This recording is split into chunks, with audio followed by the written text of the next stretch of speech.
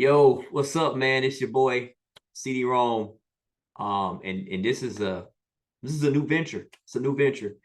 This is season one of Truth by Rome.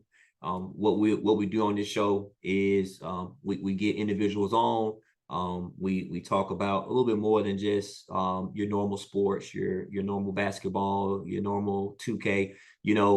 Watch Your Narrative is always been all encompassing. We discuss anything, sports related, basketball related, and we are expanding. We're expanding. We got to talk about everything. Talk about, sports, talk about life in general.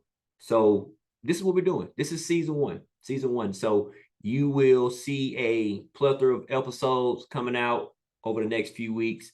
We appreciate your support. We appreciate you coming in.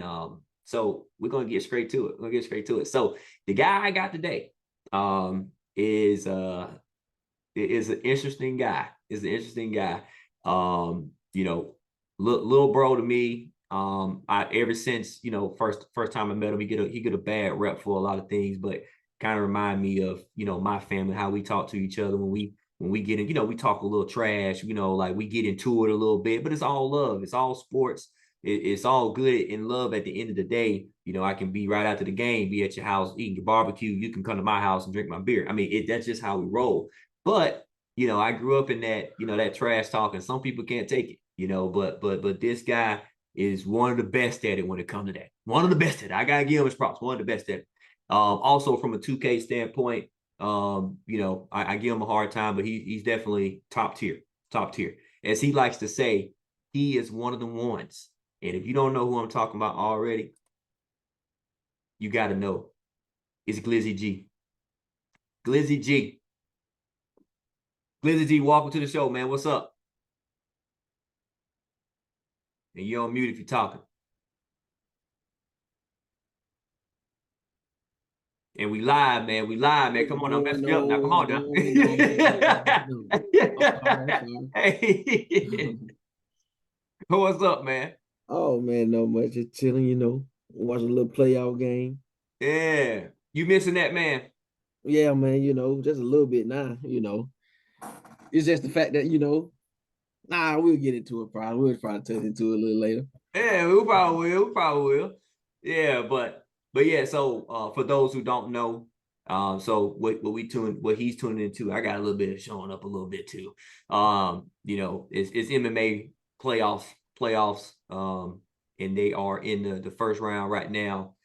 The Knights, owned by my boy JP Ace Boogie, versus James's squad, Strictly Business. Strictly Business has been best team in the league all year. I think only 2 losses.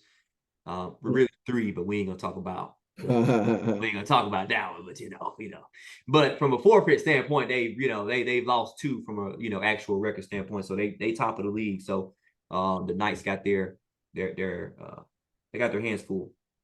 But that's not what we're gonna talk about, man. MMA is MMA. Right. We may touch on a little bit, but that's neither here nor there. We want to talk about Glizzy G, Griggs, man. So we're gonna start. Tell me about your upbringing, man. Like, what made Greg? What made me me? I would probably say a combination of uh being raised by goofy people. I don't know. My mom, my household was just pretty much me, my mom and my sister. We was all what we had, and then if you extend out of that, I mean, my from my grandma down, they were all goofy as well. Mind you, it was a lot of women that I grew around, so a lot of emotions. So I guess I can see where if my emotions seem a little bit much, that can probably be one of those little key reasons why being raised by predominantly women. So, are you from your sibling standpoint? Where are you? Are you the youngest, or are you the So my oldest? mom, I'm the youngest, but on my dad's side, I'm not. Um, I'm the second oldest on my dad's side. Okay. But you were raised, by your mom and Yep. your sisters. Yep. And I mean, how was that? Like, how did that being raised by women outside the emotional side of it? Like, how did that shape you? Uh, well, I do appreciate like having an older sister. I mean, I feel like she was kind of like the key to not even having my dad around because she'll tell me the girl perspective and how to like how to manipulate, not really manipulate it, but just use that to my advantage. Mm-hmm. With anything, just knowing how to communicate. If I wanted a girl, like just Mm-hmm. anything. I felt like, and she was a bit of a tomboy too, so that's kind of where I get my aggression from because she was raised by our older cousins, which she was raised by just none but guys. So she got the complete opposite of what I got. And so Yeah. she kind of like pushed it down on me and made sure I wasn't like a little feminine old guy, something like that. So Yeah. she kind of Yeah. helped build me too a lot. Yeah. So that would you say, I guess, like, is that where kind of like some of the, the trash talk came from too, Of or? course, man. Of course, man. That girl right there. I mean, she exactly who I am to y'all. Yeah, yeah. Yeah. She be on your neck. Yeah. Yeah. Yeah. She be on your neck. Yeah. Yeah. So, because I was saying even in the intro, I told you this before, I kind of came up the same way, as far as like, my older cousin and my older brother. I got an older brother that was like always clowning me, always calling Yeah. me names. So you had to know how to joke. Like you Yeah. had to know how to defend yourself. You had to be quick on it. Like, so that's why like I'm not easily offended. Like sometimes when you're saying certain things, some people can get like so easily offended. For me, Yeah. it's like, oh man, hold on, I'm gonna come back at you. Like, what you talking about? Mhm. Like even if I'm outman, outgunned, I'm still finna come at you. Like, what's up? I feel like that's just So, a part of like what we do, especially when we're playing like a sport, video game, whatever. I mean, yeah, if it's a little competitive, I feel like trash talking is a part of the game. it's part of sports. It's It's just part a of part sports. of it. Yeah. So, like, I heard you mention, you was raised by your mom. Like, how was your relationship like with your pops? Growing up, uh, I can say he was around to the point where like I knew who he was when he came around. I knew exactly who he was. Um, did I think he could have been around a lot more. I mean, he's around my younger siblings now, like how our dad should, but he Yeah. was young when he had me, so I kind of understood where he was coming from. Like, so I don't have no No hard feelings. hard feelings about Yeah. it because I understand a little bit, but he wasn't there. Yeah. I man, you don't know until I was telling my sister this. So same thing with me, like my dad really wasn't there. And I remember having a conversation with my sister about like, I never really felt I never felt the void because I had so many, father figures. Yeah, I had people who stepped up, and took care of me and helped my mom out. My stepdad, married my mom, was there. So, people kind of stepped in. So I never really felt like I, was missing anything. But I remember telling her, like, until I got older, and I realized like what the situation was. That's when I started realizing, like, yeah, man, like, yeah, 'cause I wasn't even really supposed to be here, yeah, and it just so happened, So then, like, older you get, you start realizing you can, people make mistakes, and so the same thing. Like, I try not to hold no hard feelings. It's all love. I appreciate yeah, you, yeah, yeah. you know. Because what I had, I'm just thinking about it. Like as I'm getting older, you know, it did like he was trying to be better than his dad had did him, and Yeah, then so on and so forth.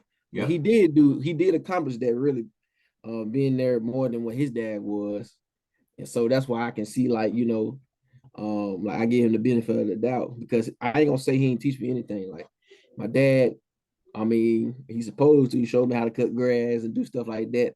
yeah, Uh, just little random stuff like that. So he made yeah, sure like stuff like that. And then it got to a point in high school, later on in my life, like 13, 14, he started coming around a little bit more like buying me shoes every year for school. But he was on for like 4 years if you actually think about it. But yeah. he started buying me shoes before school and stuff like that, trying to be financially there, but yeah, still could have been there physically. Yeah, yeah, yeah. Money don't change that physical everything. Yeah, So like, but your mom, she held down the fort, raise you and your sister. So like, I guess tell me how what positives came out of like just, your mom, and, tell me a little bit about, her, Man, how she was and everything. my mom really showed me how to really hustle. That's that's really like one of those. She showed me how to hustle and love at the same time. Like love hard and hustle even harder. You know what I'm Mm-hmm. saying? So like just her work ethic, finding a way to make ends meet. Sometimes she just used to bring stuff home for me and my sister to eat, but she didn't even eat all day. I didn't know that until later on. But like just hearing those like dedications. My dad used to come around because his car broke down. He used to take my mama car and Yeah. doing what else he could have been doing. But my mama still finding a way to get to work, whether she even walking. Like I see my mama walking to work. Like she just by any means type of woman. I really appreciate that. Yeah, you can't replace that. That's a good view. When you see stuff like that, and that's a story of a lot, a lot in the black household too. Is this, a strong black woman having to Mm-hmm. step up, hold it down, being mom and dad at the same time. So that's Oh, fun fact, show me how to use the bathroom. My dad didn't even do that. My mama did that. You feel? Show me how to do it. So I mean, and that's tough because I know like me, I got a daughter, and I'm so thankful for Gabby because man, I wouldn't know what to do at yeah, all.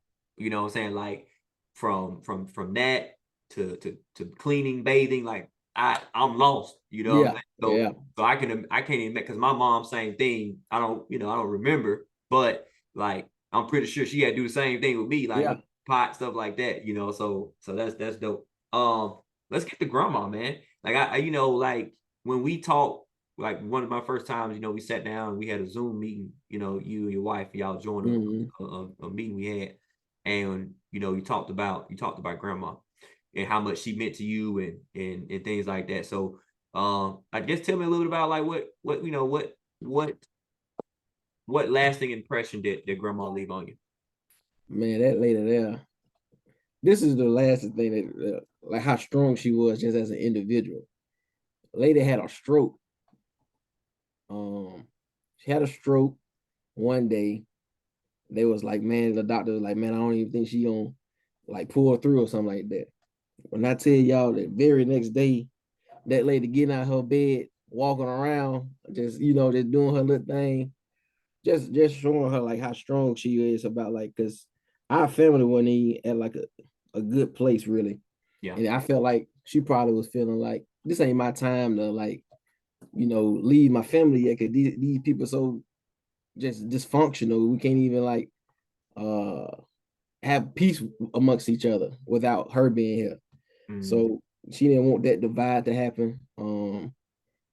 I just really appreciate that lady so much. It's just really ironic that just the way that she had passed that made it so significant to me is the day that I was going to go see her was after the assembly. And then on during the assembly, she had I think she had something, but she ended up passing away on the day that I was planning to go see her. Cause she been like telling my mom, she was like, man, I want to see old Greg or something. Where he at? Where he at? And I was like, all right, I'm gonna go see her this weekend right here. yeah. And then I couldn't even see her. The next time I seen her, she was cold. So Hmm. that's real significant, like on just her. Why I don't Yeah. know. That's But just my that's good, lady. but that's great though, because like, I didn't get the opportunity. I met my grandparents, but like my granddad, he passed away when I was like 4 years old. So I Yeah, remember bits and pieces of them, but not like my brother, who's like 7 years older than me. He was able to get everything from him, yeah. because our dads went around. So like for him, he was able to, learn how to, change the oil, Mm-hmm. and like, fix a car. Like, 'cause my granddad had a shed back in the back where he just did a lot of, he was one of those do it with your hands type guys. And Yeah. so I didn't get a chance to, get all that, because he passed when I was young. But like, it's good that you got a chance to, you know, get everything, that she taught you, and, and still can kind of take that away with you Mm-hmm. for the rest of your life. So that's dope. She actually got me this little I went to go get it the other day. She actually got me this right here when I was younger. What? Oh, She got me one of these when I was a kid, man. I'm like, I'm always keep that. yeah. No, you got to. Yeah, you got to. Yeah, Wow. yeah. So let's switch it up a little bit. Let's switch it up a little bit. So the other side of Greg is Glizzy G, All right. the artist, the music Mm-hmm. guy. So when did you develop a love for music to the point where you decided like, you know what, I wanna do this? Uh, Boredom.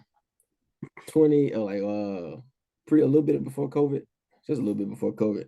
Yeah. Um, just boredom, but I always love like music in general. My mom was she did poetry a lot, so she was like a big Jill Scott fan. Mm, Sade, like just I mean, I just love that type of genre, that yeah. neo soul sound.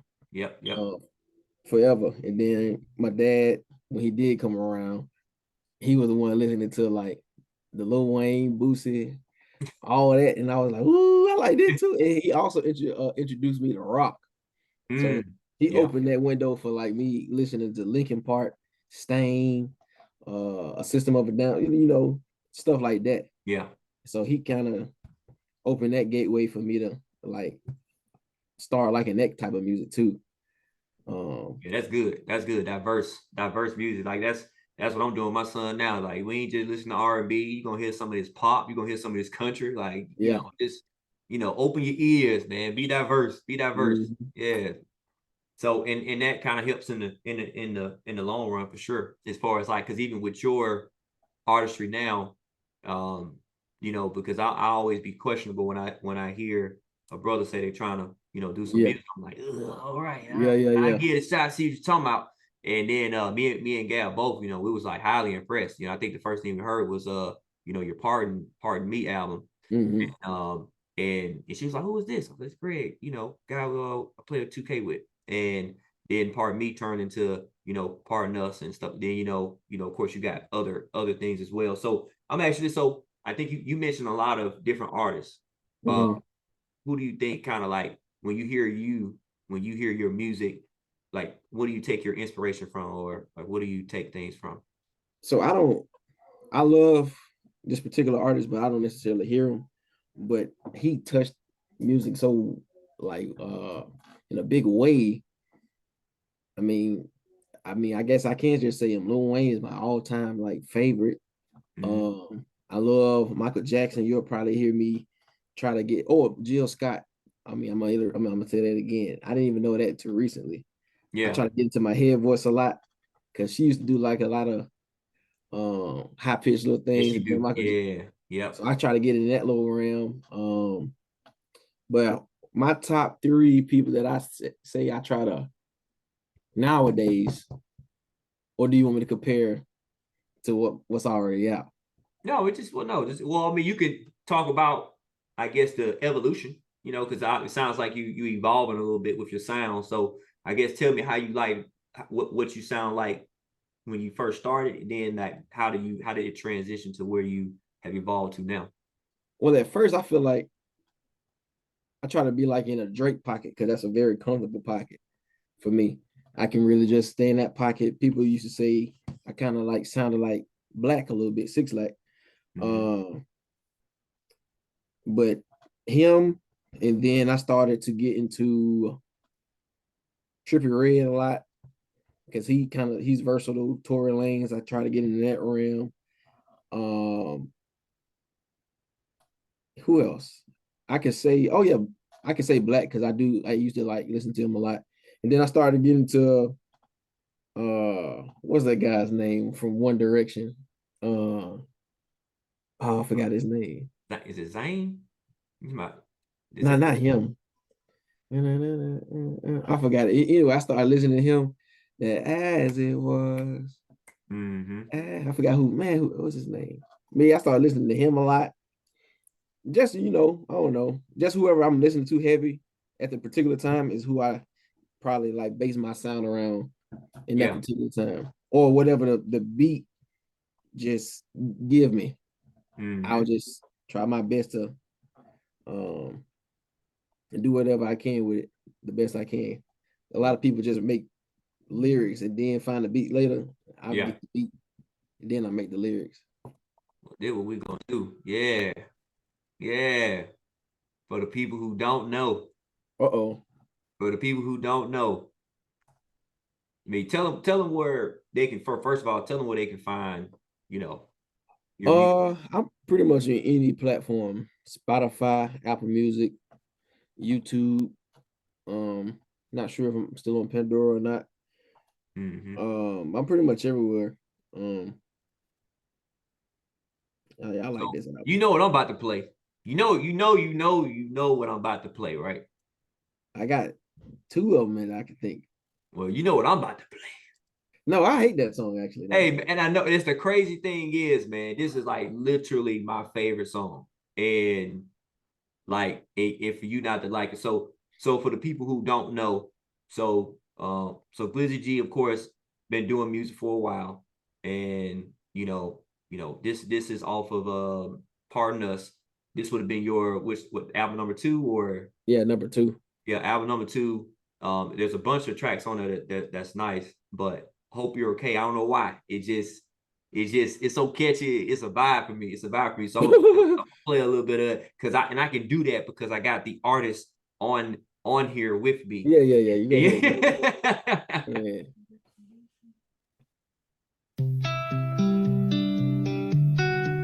Yeah. Come on now. Come on now. That's a vibe, bro. I hope you're okay. I hope you're okay. In need of your time. I hope you're okay. I hope you're okay. That song. Need you in my life. Hey, you see why it's number 2 though? It's your number 2 pop song. Probably a lot of me though. Probably a lot of me.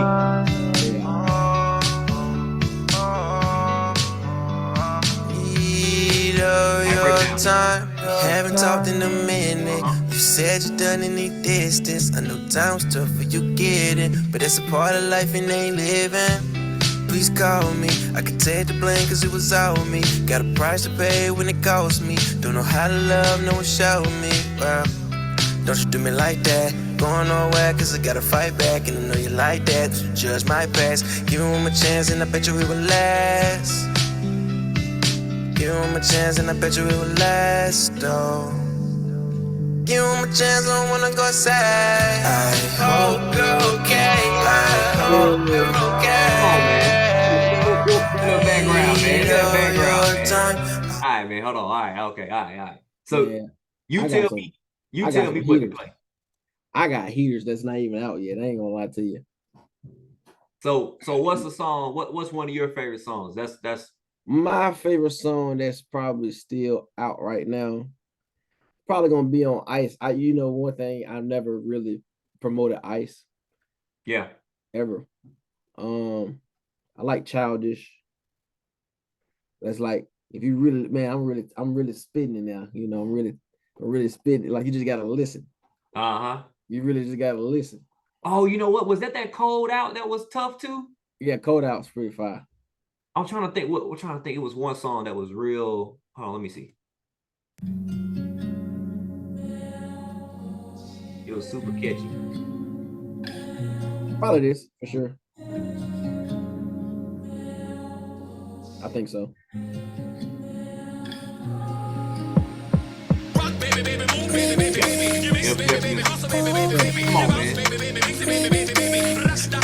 Come on, man.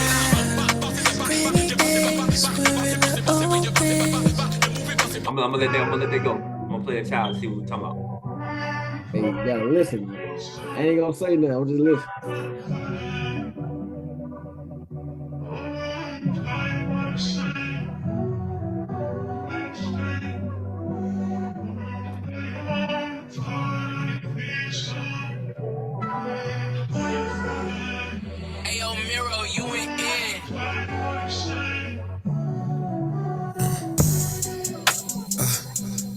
Gotta be kidding. Okay. Okay, I actually remember this. Okay, I do You remember. gotta be I know, huh? kidding.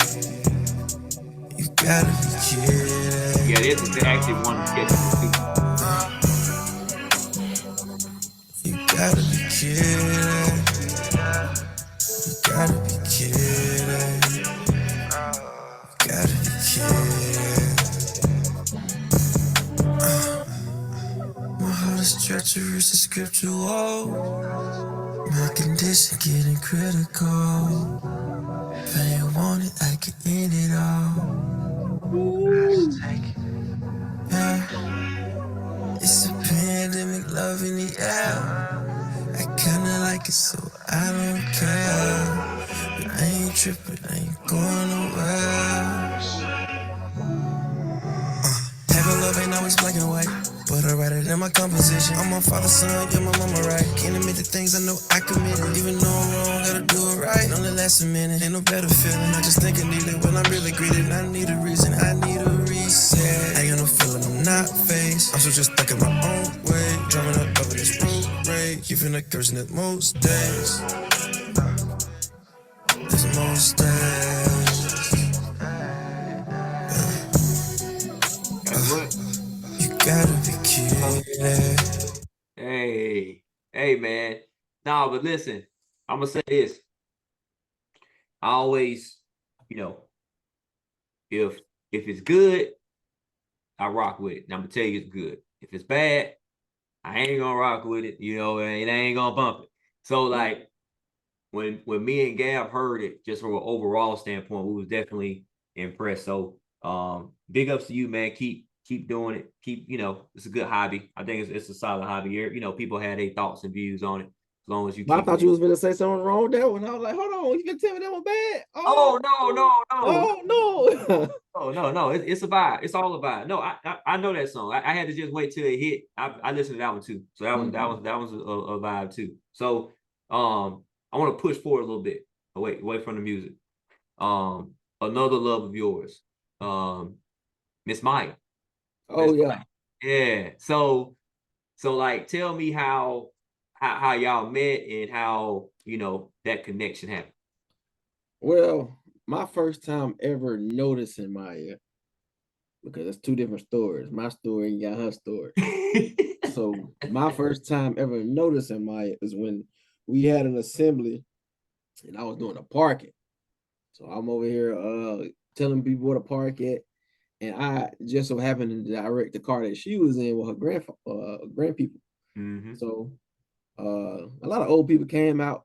She came out last. I wasn't even really paying no attention. I seen the girl, she was wearing all white, held down her bike. And I was like, woo, I might have to make her my wife. You know what I'm saying? I was like, for real. I like, and then that same assembly, she had said later on that she had noticed me, but she was looking at the back of my head. And I was like, okay, that's weird. You just got attracted me from the back of my head. You just staring me down, I ain't paying attention. But yeah, I had met her at that assembly. I don't know what year that was. I really don't even remember what year that was. But yeah, my sister really was she threw the lob to me because her and Maya started to talk about each other's hair because they got like all the pretty looking hair, whatever. You know how women do. Yeah. And my sister, because I had told her prior, I was like, man, I think that girl real fine. Yeah. So sister threw me the live while she was talking to Maya. She was like, my brother think you cute. And then she was like, who's your brother? And then it just so happened to be the guy that she was. Same guy she'd already seen. Yeah. Yeah. So she didn't even talk to me that day. So this was around the year that Flappy Bird was a thing. I posted my high score on Instagram, and she already had followed me by then, and she had started commenting under my little Flappy Bird pictures and trying to, so she threw the shot first, she trying to hit me. She hit my DM first. She hit you with the hey, but you bit though. I bit right though. on in there. Yes, sir. He didn't even have to fight. Yeah. Nah, but that's cool, man. Like, me and Gab, since meeting the both of y'all, we both got love for both of y'all. Y'all both good people. So I think y'all sat down and when y'all was here at the crib and talked to I think her parents and they, they were, both impressed by y'all too, man. So y'all just keep up the good work, man, and just keep doing what y'all doing. So let's get into sports, man. That's what let's talk about what this is what most of the people come. They want to hear. They want to hear. They hear your life story, the music. But let's talk about the sports, man. So like for you, I know you mentioned, before, you play football and sports like that. So I guess kind of like what, because it's one thing to get the trash talk, but what made you so competitive though? Like, because you competitive, like you do not like to lose. What makes me so competitive, man? I just used to like, even though I like the, like when I was little, more small, I guess I liked the trash talk, but I didn't like it all the time to be always on me. I'm always in the hot seat. So for me to prevent myself to be in a hot seat, I got to be the hot seat maker. So I got to make you uneasy. Yeah. So me making you uneasy, you're gonna either do two things. You're gonna grow, you're gonna crumble. So I mean, I like when people actually go back at me too, because it actually make me better. Yeah. So I don't know, just that competitive nature probably just come from me not wanting to feel that hot seat feeling. Mm-hmm. I guess it's so really in your case it's like it really is kill or be killed. So I got to come at you first before you get to be. Yeah. So do you think that, because a lot of people say you're hard to play with. I'm one of the people that say you're hard to play with. So why do you think that plays into a part why you have that narrative around you that you're hard to play with? I feel like any great is hard to play with. Just being honest. You're gonna slide it in there, huh? It's like, It had to, man. What you think about it? You think about it now. You just got to really think about it. We're talking about sports. You think it's easy to play with a LeBron James, Michael Jordan, Kobe Bryant. It may be easy in some points, but when you're needed at that point in time, like say that superstar, all right, he relying on you for something. You cannot fail. I mean, that's all it is. You just can't fail. That's tough. So, and just keep in mind, so we are talking about 2K. So we have a 2K league for the people who don't know. And Greg was a part of the initial growth of what became Z League, and then has now, transformed into UBA and then MMA, everything, right? So yeah, like, and for you, you were the inaugural MVP. You were co MVP with Yodi. Yeah. And then made it to the finals and was able to win the very first championship run too. So like I guess tell me how that season went, and like how, because TGM, yeah. TGM is what people would say they're a goated organization, ran by some people say it's Taylor Gaines, some people say it's Taylor Griggs management, but how was that how was that first run? It was a good run. Well, originally drafted. Yeah. Yeah, I guess. Yeah, man, we can talk about it. No, we can talk about it, because that's let me paint the picture for the people who don't. So Greg was highly touted. Everybody knew he was going to go, top first round for sure, top of the first. So he went first to JP's team. JP drafted him as his number one pick, and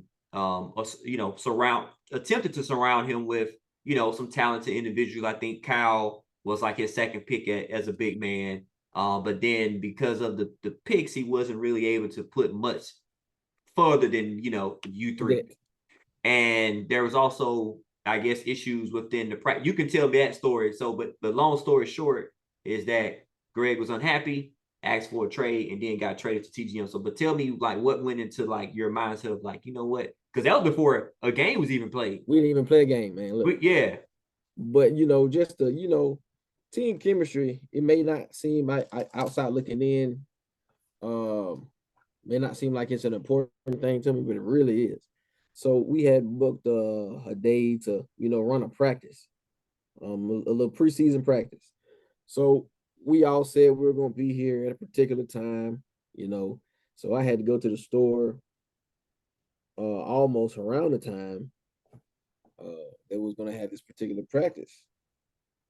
Man, when I tell you what it took me to like get back home to actually keep my word in saying that we're gonna practice at this time, man, I'm talking about I'm living out there on 280. A lot of people don't know what 280. 280 is one of the busiest roads It's rough.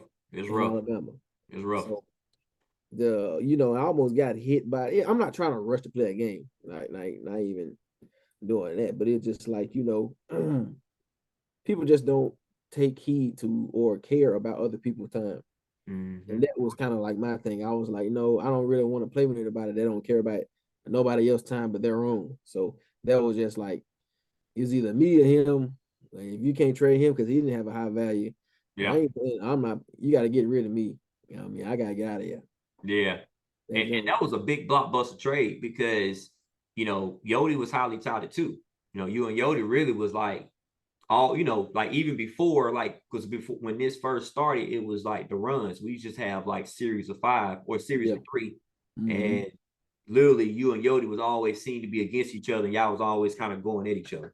And so that turned into the league or whatnot. So we all knew like who was going to be, number 1, number 2, basically. So and Chris was the one that actually, traded Yodi for you.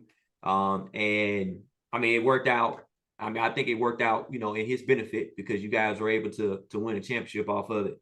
And we ain't gonna talk about the championship, Why not? We gotta talk about all of it. We're gonna talk how I feel about it. You know how I feel about it. Hey, boy, look, you act like we were fully healthy in the finals as well. I mean, we weren't. Man, but listen, y'all push the envelope, but hey, wait. Y'all health situation was not our health situation because Josh was not in the front office. I just played ball. Josh, but you ain't deal with all the politics, huh?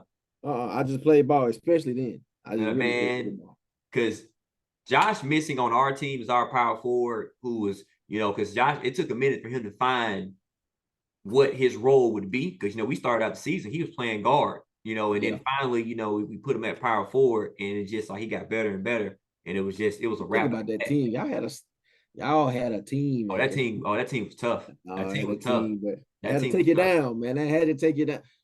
But if we didn't have those 2 injuries, it would have been a different story. But that's something we'll never know, and it happens because JP talked about all the time how he feel. We talked about it, matter of fact, this past weekend, how he felt that if he didn't have to play with them 2 AIs, they would have won. They would have beat us. He felt like they would have beat us in the first round. So either way, let's kind of go through the seasons of how they progress. And I may miss some stuff, but so season 1 and 2 TGM, y'all win the first season. Second season, y'all go to the second season. Y'all were the best team easily in the regular season and melted in the first round of the playoffs. Like, what happened? All right. So, and remember now, the name of this show is Truth by Rome. I'm never gonna lie. Told by Griggs. So all right, never ever gonna lie to you. So the first season, yours truly was the primary ball handler. So I can assure you that I was making everybody. Even this is a fun fact. I was in an MVP race, and then we had like a little awards poll for role player of the year. The rest of my guys were role player of the year guys because I'm averaging like everybody on my team getting double digits. I'm trying to make sure everybody's eating. No, I'm not no shade anywhere.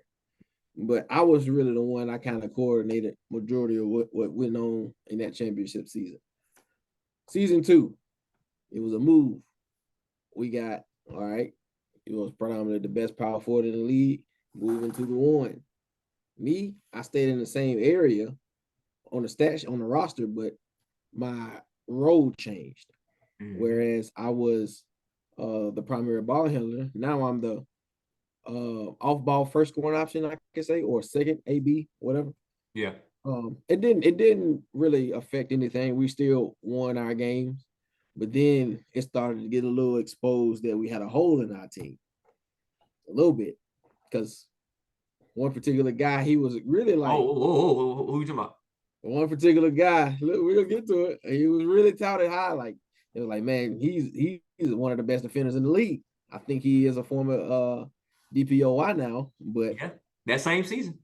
he got a little exposed. We got a little exposed. So that exposure made me do an adjustment probably at the wrong time because I panicked. I didn't want to keep losing in that holes area. And then me moving to that area where that hole was created another hole elsewhere, and that got exposed, and we lost. Okay, so let me, I got a lot of fire to you now. I got a lot of fire to you Oh, now. what you say now? Because they people would be on my neck if I didn't say it. So this is the narrative now. This is this is what your narrative presents. So we this is the narrative. The narrative is, yes, you're right. Like I would say this. Now I didn't say this back in the day, but now I'm even thinking about it. Honestly, Chris should have never moved in the first place. If it's not broke, don't fix it. So I know he wanted to play expand his role, but him being like as you mentioned, one of the best power forwards in the league.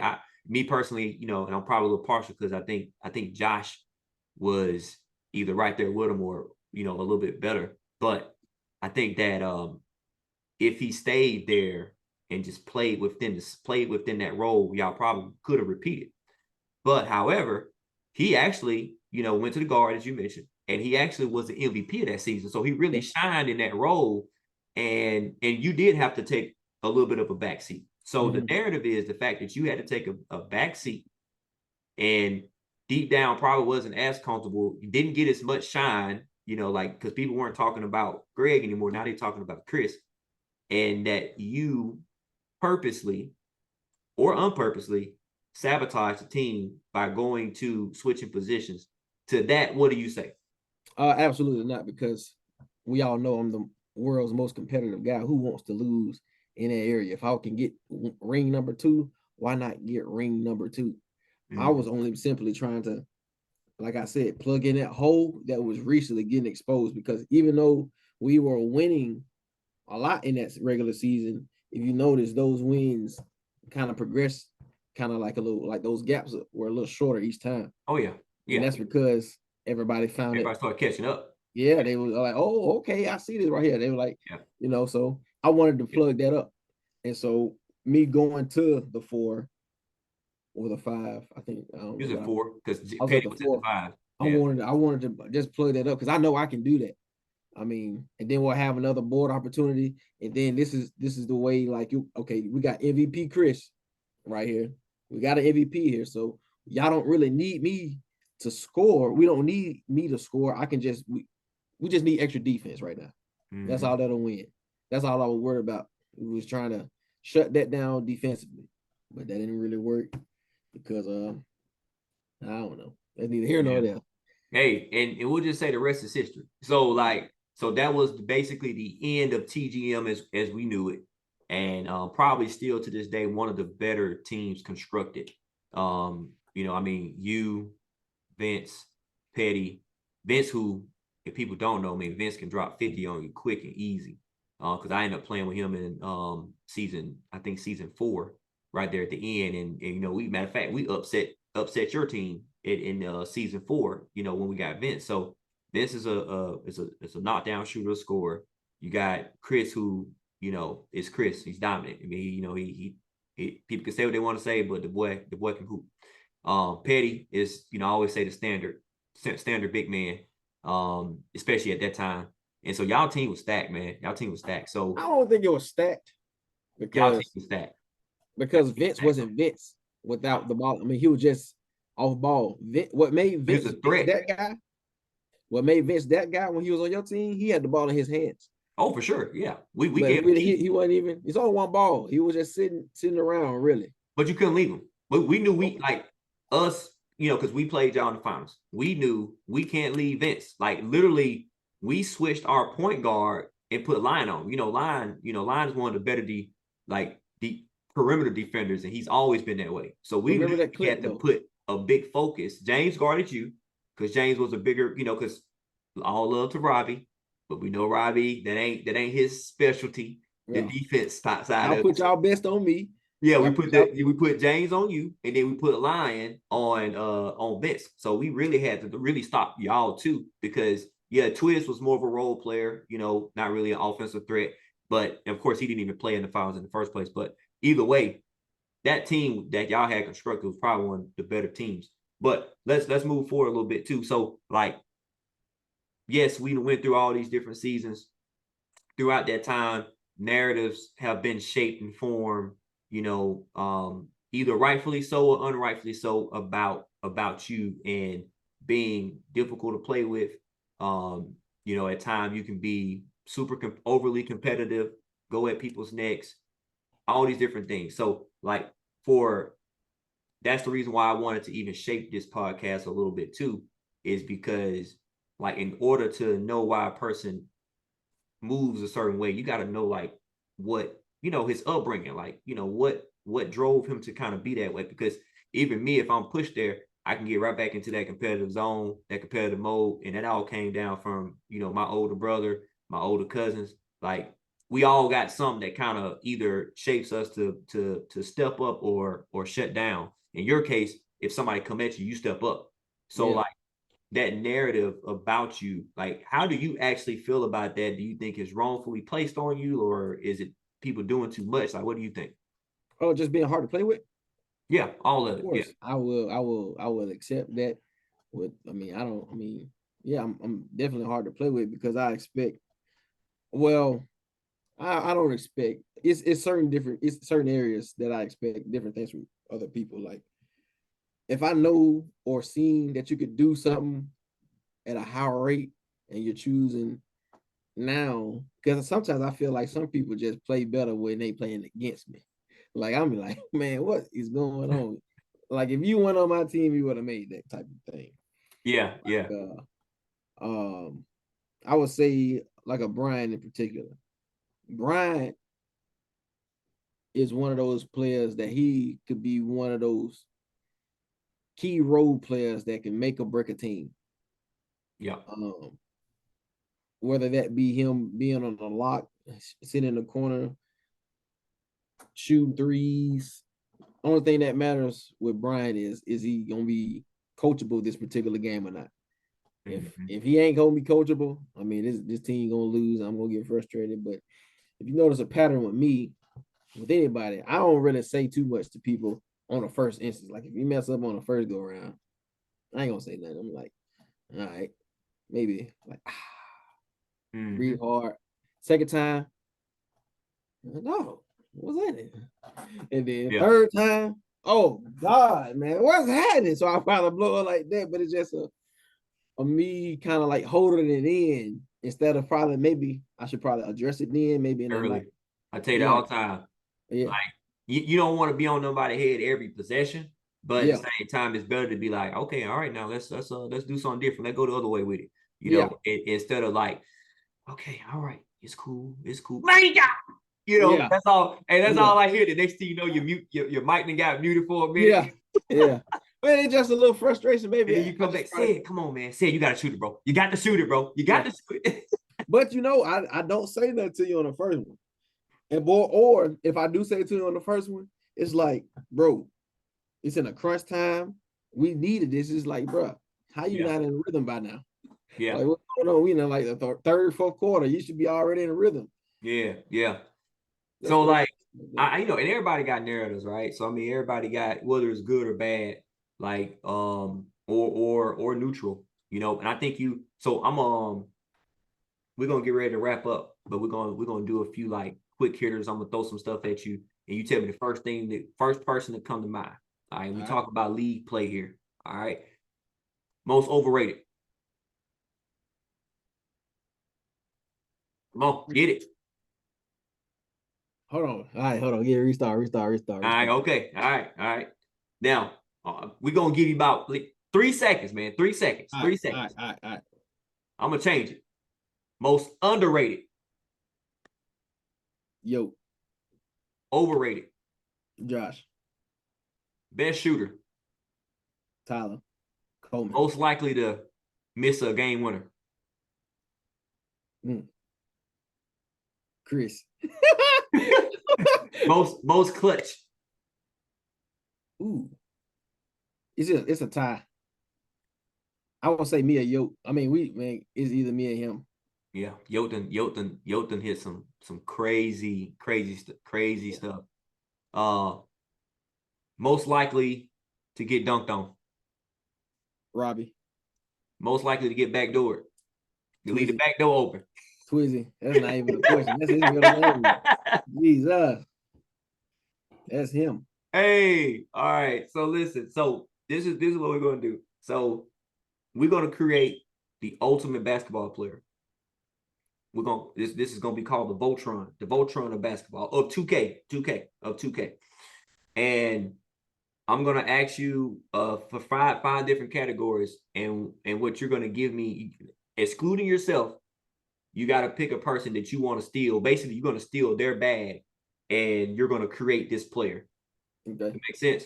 All right. So we're gonna start with handles. Who handles you taking? I'll take a Jonte's. Jonte Bullock. Yeah, he tough. All right. Playmaking. Best playmaker. Awesome. I can't be mad at that. So Jonte handles with Austin playmaking. All right. Score. Yo. I knew it. I knew he was gonna say yo. That boy Yo cold. Ooh, I would throw a line out there too this year. Line this year. Oh yeah, line moving off the yeah. But Yo definitely got a solid bag. Finishing. Ryan. Who? Ryan. Lil Ryan. Yeah, he's he didn't, like, I don't think people realize like how much he really banging on people now. Yeah, I got Lil Ryan. Yeah, he banging on people. And then lastly, defense. I will take. Who's annoying this year? I don't really know who's annoying. I can score anybody. Yeah. I say Neil is so smart defensively too. Yeah. Because like he get in the passing lanes, he can guard on ball. He always make a build that can, do it all defensively. So yeah, he's definitely up there. I guess that's why I'm in the hot seat, man. If y'all hearing this, man, I'm in the hot seat. Hey, it's gonna be more people in this seat too. So for you, Jonte with the handles, Austin with the playmaking, Yoke with the scoring, Lil Ryan with the finishing, and to top it off, Neil with the defense. Man, that's a tough bill. Tough bill. So now, last thing, we're gonna end it with this: the best lineup. You're gonna create the best lineup to play with Greg. You're gonna basically put yourself in whatever position you want to play. You're gonna surround the team. I don't care if it's role players, superstars, all stars, you name it. And to make it tougher, you're gonna have to pick that person and then pick a particular season, a version of them. So let's say Satterfield, his first season at point guard is different from the Satterfield we see now, or vice versa. Chris, power forward, is different from the center that we see now. So you basically got to say what position, and even for yourself, what year are you going to put the best version of Greg on the team? So start with yourself. Where position you going to be at? What year, or which 2K, which season were you taking Greg? My best year. Shucks. I would say one of my bills this year would be pretty good, but I really can't say because I ain't in the season. But I would go with what was that year? That TGM Greg? TGM Greg? Well, it's got to be Bron. Yeah, it's gonna be Bron. It got to be Bron. That Bron bill was ridiculous. Yeah. No, first of all, if we're being completely honest, you weren't even supposed to have that bill in the season. Let's wait. Like, no, you was not supposed, like, bro, you did not submit that bill. You made that bill in the middle of the season. You had Kyrie bill, which Kyrie's smaller, couldn't, and literally, man, listen, bro. I was so mad. I was so hot at Daenerys because Daenerys. But the thing is, we gotta show the backstory now. So 2K came out with this feature called Rebirth. The Rebirth, yeah, they did. So we try to like implement that into our league. We trying to adopt it.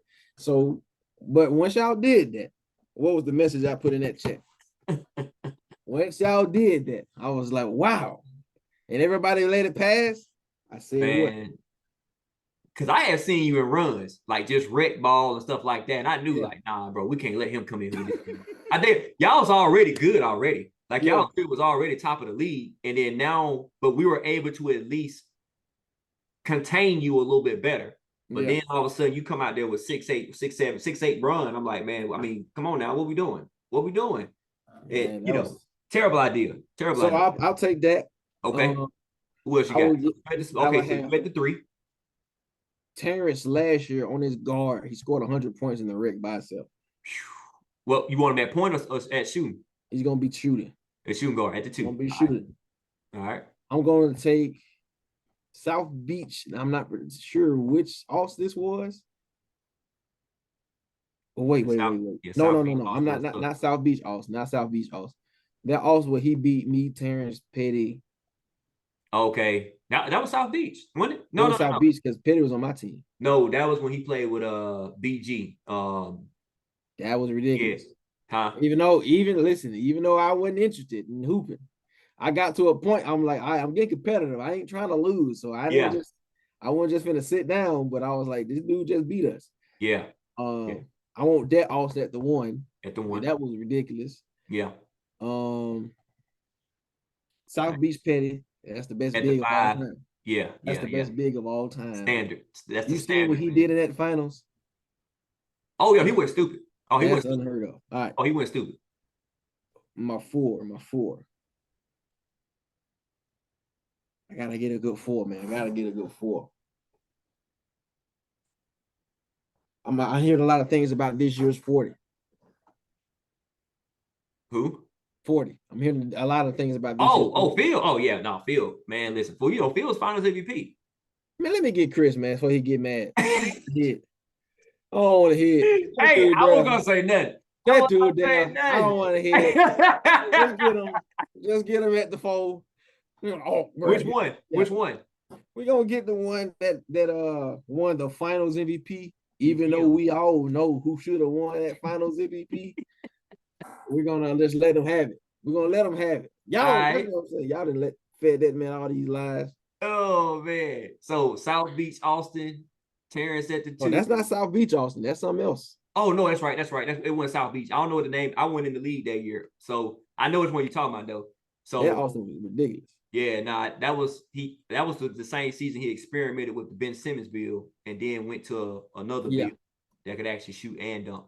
So Austin, Terrence, you, Chris, and Petty. That's tough. Just imagine that 5 out. Oh, that's tough. That's tough. Because you can't guard him one-on-one. Nope. You can't guard him one-on-one. You're gonna have to help. Somebody gonna be open every possession. Yeah, and then whatever defense y'all run, Petty and Chris there, that's tough. That's tough. Yeah.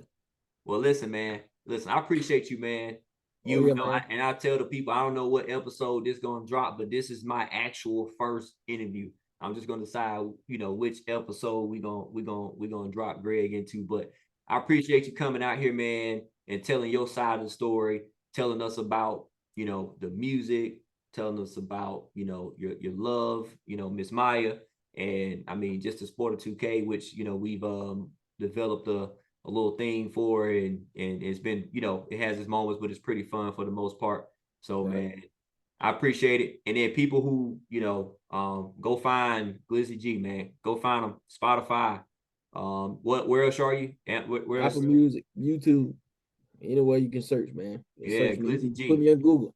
Yeah, and while you're at it, pull up Watch Your Narrative as well. That is the original podcast that has created what you see now. Watch Your Narrative present Truth by Rome, and you are one of the first guests. So we appreciate you, man. Season 1.